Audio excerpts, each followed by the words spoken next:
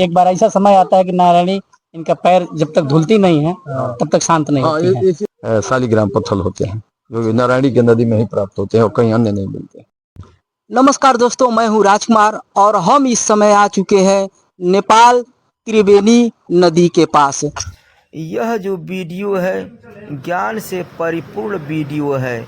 इस वीडियो में मैं आप लोगों को बताने वाला हूँ शालिग्राम पत्थर यानी कि ठाकुर जी जिसको साधु संत महात्मा पूजा करते हैं किस नदी में मिलता है और कौन ऐसा समय है त्रिवेणी नदी शंकर जी के चरणों को जब चूम लेती है तब शांत होता है और कौन ऐसा आश्रम है जहाँ पर आज भी सीता जी का सामान जैसे लोढ़ा धरोहर के रूप में रखा गया है।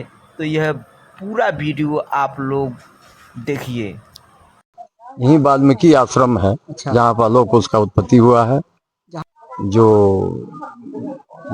कहने का मतलब है कि वहाँ पर प्राप्त है। आज वहाँ सीता जी का लोढ़ा है, कुआं है, वो जो जल भरती थी। वाल्मीकि जी शिक्षा दीक्षा लोग को उसको देते थे, वो भी स्थान आज है। यहाँ वाल्मीकि आश्रम है। 88,000 देवता वहाँ तपस्या किए थे, वो सब स्थान आज भी वहाँ पर है। नजदीकी एक बात और आप लोग बताइए, इसको गंडक नदी भी कहा जाता है। हाँ, नहीं, गंडकी ही नाम था। पहले गंडकी नाम था, गंडकी थी वो अब उनके संतानहीन थी। अच्छा, उनको संतान नहीं था। थोड़ा इसके विषय में हाँ, तो गंडकी जो है, गंडकी यही नदी थी जो संतानहीन थी। उनका संतान के लिए इन्होंने काफी तपस्या करती थी, संतान नहीं था, संतानहीन थी। इस बार एक बार ब्रह्मा जी और विष्णु और नारद जी तीनों आदमी आए, शंकर जी भी आए। आकर के इसमें स्नान करते थे वे लोग, सब लोग। नदी में तो स्नान करना पड़ता था, तो ये लोग स्नान करते थे। उस समय इन लोगों को यह लगा कि नारायणी ये नदी जो गंडकी है, गंडकी उन लोगों से पूछी कि महाराज आप लोग नित्य हमारे में स्नान करते हैं, तो वो एक बार कहे कि आप लोग हमारे भी आश्रम पर आइए, मैंने हमारे यहाँ आइए आप लोग। तो तीनों को बुलाए, तीनों लोगों को उन्होंने बड़ी तपस्या किया था उन्होंने, और तीनों को सेवा की। नारद जी के, शंकर भगवान के, हनु और ब्रह्मा को, तीनों को उन्होंने सेवा किया। जब तीनों देव प्रसन्न हुए गंडकी पर, तब जाकर के गंडकी ने पूछी कि महाराज आप लोग अगर अति प्रसन्न हमारे ऊपर हैं तो हम तो संतानहीन हैं।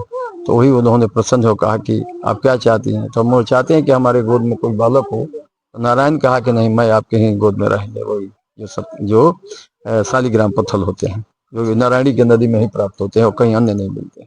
इसी से नारायण का, सत्यनारायण भगवान का पूजा भी होता है। बहुत बहुत आप सभी लोगों का स्वागत है कि इतना अच्छा आप लोग जानकारी दिए। बहुत बहुत धन्यवाद। बहुत बहुत स्वागत है। ये जो शंकर महादेव जी की मूर्ति बनाई गई है, तो इसमें जब तक ये एक बार ऐसा समय आता है कि नारायणी इनका पैर जब तक धुलती नहीं है तब तक शांत नहीं होती है। इसी नदी में है जो शिव का है। ये हमारा ही एक मित्र विद्यार्थी का बनाया हुआ मंदिर है, मूर्ति है। नारायणी भी चरण प्रछालती है आकर के, कभी हर साल प्रछाल देती है। कितना हो कुछ होगा, बाढ़ आएगा तो वहां तो पानी आ जाता है और उनका चरण धो करके भगवान। बहुत बहुत आप सभी लोगों का धन्यवाद।